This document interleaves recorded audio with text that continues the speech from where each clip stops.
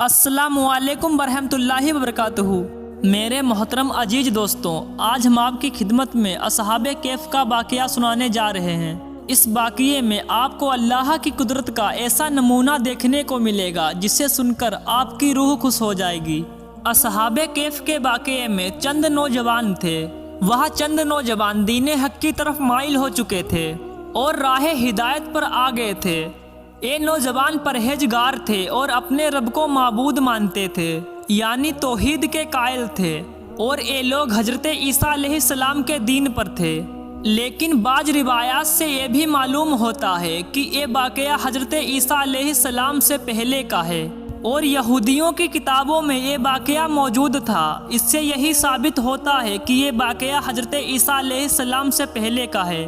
ان چند نوجوانوں کی قوم نے مخالفت کی، لیکن ان لوگوں نے صبر کیا۔ اس زمانے کے بادشاہ کا نام دقیانوس تھا اور وہ بادشاہ مشرک تھا۔ اس نے سبھی کو شرک پر لگا رکھا تھا اور وہ بہت ہی ظالم قسم کا بادشاہ تھا۔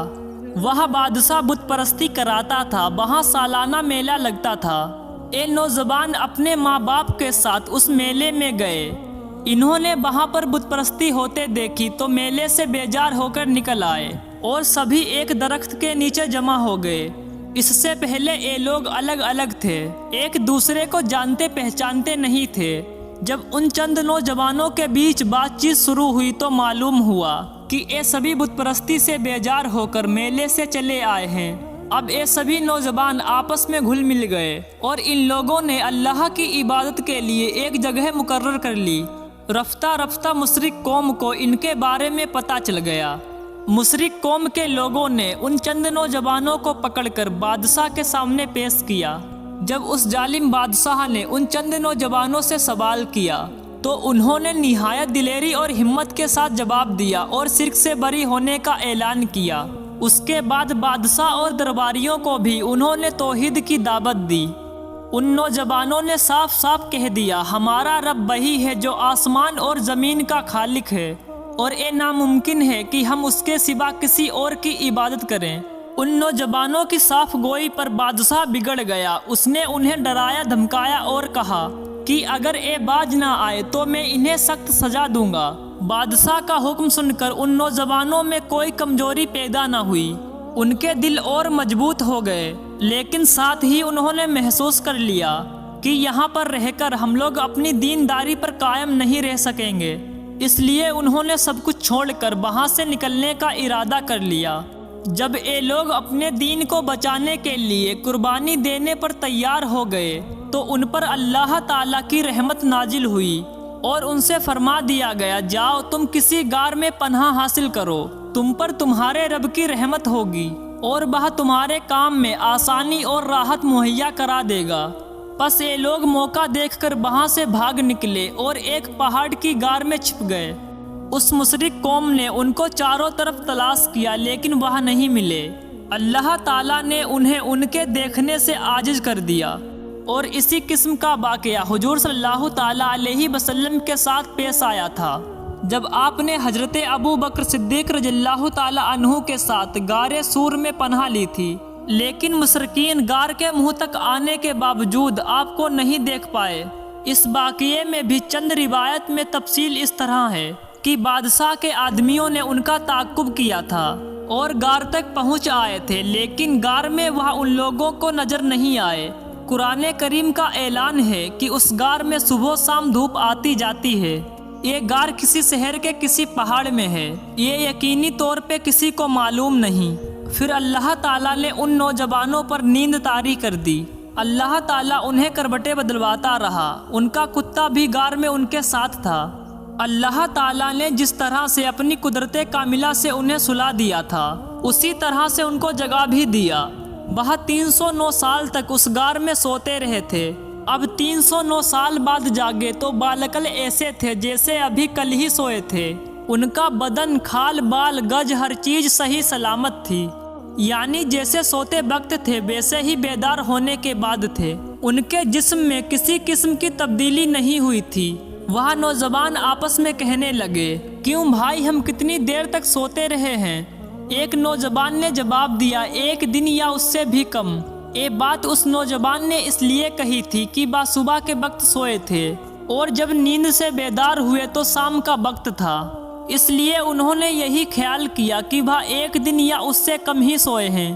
پھر ایک نے ایک کہہ کر بات ختم کر دی کہ اس کا درست علم تو صرف اللہ کو ہے۔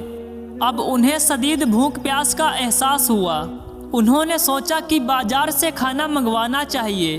پیسے ان کے پاس تھے، ان میں سے کچھ انہوں نے اللہ کے راستے میں خرچ کر دیے تھے اور کچھ ان کے پاس باقی تھے۔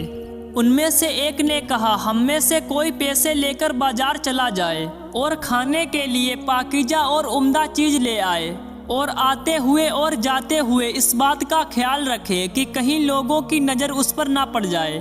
سودا خریدتے وقت بھی ہوشیاری سے کام لے اور کسی کی نظروں میں نہ آئے۔ اگر انہیں ہمارے بارے میں معلوم ہو گیا تو ہماری خیر نہیں، دقیانوس کے آدمی ابھی تک ہمیں تلاش کرتے پھر رہے ہوں گے۔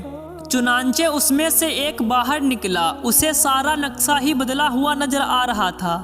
اب اسے کیا معلوم تھا کہ 309 سال تک سوتے رہے ہیں۔ شہر میں کوئی بھی اسے جانا پہچانا نظر نہیں آیا۔ اس نے دیکھا کہ کوئی بھی چیز اپنے پہلے کے حال پر نہیں تھی۔ وہ یہ سب دیکھ کر حیران پریشان تھا اور ڈرے ڈرے ہوئے انداز میں آگے بڑھ رہا تھا۔ وہ سوچ رہا تھا کہ کل شام کو ہی تو ہم اس شہر کو چھوڑ کر گئے تھے، پھر اچانک یہ کیا ہو گیا ہے۔ لہٰذا جب وہ زیادہ پریشان ہونے لگا تو اس نے اپنے دل میں فیصلہ کیا کہ مجھے جلد سے جلد سودا خرید کر اپنے ساتھیوں کے پاس جانا چاہیے۔ آخر کار وہ ایک دکان پر پہنچا، دکاندار کو پیسے دیے اور کھانے پینے کا سامان طلب کیا۔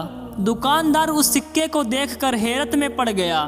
اس نے وہ سکہ اپنے پڑوس والے دکاندار کو دکھایا اور بولا، بھائی ذرا دیکھنا یہ سکہ کس زمانے کا ہے۔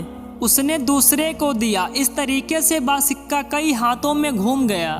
کئی آدمی وہاں پر جمع ہو چکے تھے۔ آخر کار انہوں نے پوچھا، بھائی تم یہ سکہ کہاں سے لائے ہو اور تم کس ملک کے رہنے والے ہو؟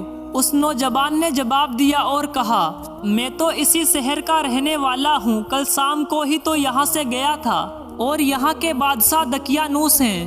وہ سبھی اس کی بات سن کر ہنس پڑے اور کہنے لگے، یہ تو کوئی پاگل ہے، اسے پکڑ کر بادشاہ کے پاس لے چلو۔ اس نوجوان کو پکڑ کر بادشاہ کے سامنے پیش کیا گیا۔ وہاں اس سے کئی سوالات کیے گئے۔ اس نوجوان نے تمام حال کہا سنا۔ بادشاہ اور سبھی لوگ اس نوجوان کی کہانی سن کر حیرت میں پڑ گئے۔